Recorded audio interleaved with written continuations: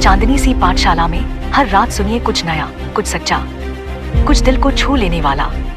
चांद की पाठशाला, जहां कहानियां सिर्फ सुनी नहीं, महसूस की जाती है।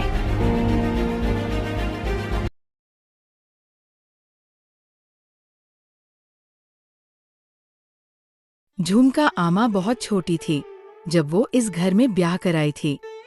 चेहरे पर झुर्रियों का गुच्छा और टिमटिमाती आंखें। जब कभी खिलखिलाकर हंसती तो उनके 2 दांत यूं थरथराते मानो पतझड़ का कोई पत्ता हो। पर ये पतझड़ कभी कभार ही देखने को मिलता था।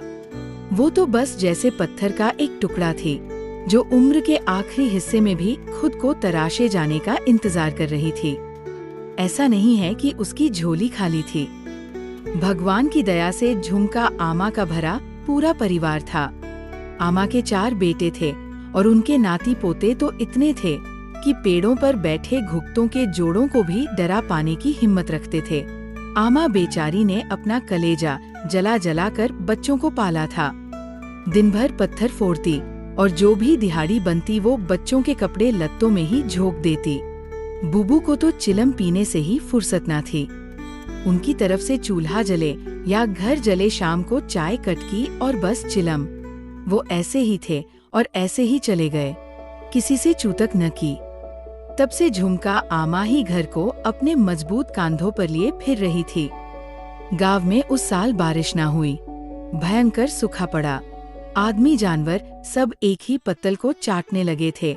ऐसे में आमा गांव के एकलौते नौले में मीलों चलकर बूंद बूंद इकट्ठा कर बच्चों के लिए जौला बनाती और बाद में जूठे बर्तन को चाट कर अपने पेट को अच्छे दिन आने का विश्वास दिलाती। आमा ने अपना पेट काट काट कर बच्चों को समृद्ध बनाया। बड़ा लड़का कलेक्टर बना तो उस दिन आमा को पड़ोस के गोपाल हलिया ने बताया तो आमा खूब हंसी।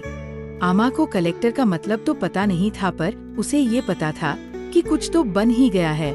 कलेक्टर बनते ही वो शहरी हो गया और अपने बीवी बच्चों को भी वहाँ के रंग में रंग दिया। बस फिर क्या था, एक एक कर सब बच्चे नौकरी लगते गए और शहर में बसते गए। झुमका आमा पूरे घर में अकेली ही चलने लगी। धीरे धीरे बीमार पड़ी तो रेंगना शुरू कर दिया। अब झुमका आमा को लड़कों का कुछ बनना अखरने लगा था। लानत है ऐसी नौकरी को अगर माँ के लिए समय नहीं है तो। एक बार आमा दहली से कुछ यूं गिरी कि फिर न उठ सकी। पर बच्चों का तो तरक्की होनी थी, ऐसे कैसे छोड़ के आ जाते काम को बीच में। गांव वाले हैं ना देखने वाले। कोई घर न आया। आमा बेचारी अब सूख कर कंकाल हो गई थी। शुरू शुरू में खूब आव भगत हुई, पर धीरे धीरे लोगों ने आना भी कम कर दिया। कई बार लोगों को कहते सुनता कि जब इसके बच्चों को ही फिक्र ना है, हम क्यों इस पर अपना सर फोड़ें। फिर एक दिन ऐसा आया जब झुमका आमा की सांस आधी हो गई और धीरे धीरे पूर्णता को हासिल कर लिया। 2 दिन तक लोगों को इसकी सुध ही नहीं थी। जब पता चला तो आनन फानन में बेटों को बुलाया गया। रात को 4 बेटे पहुंच गए।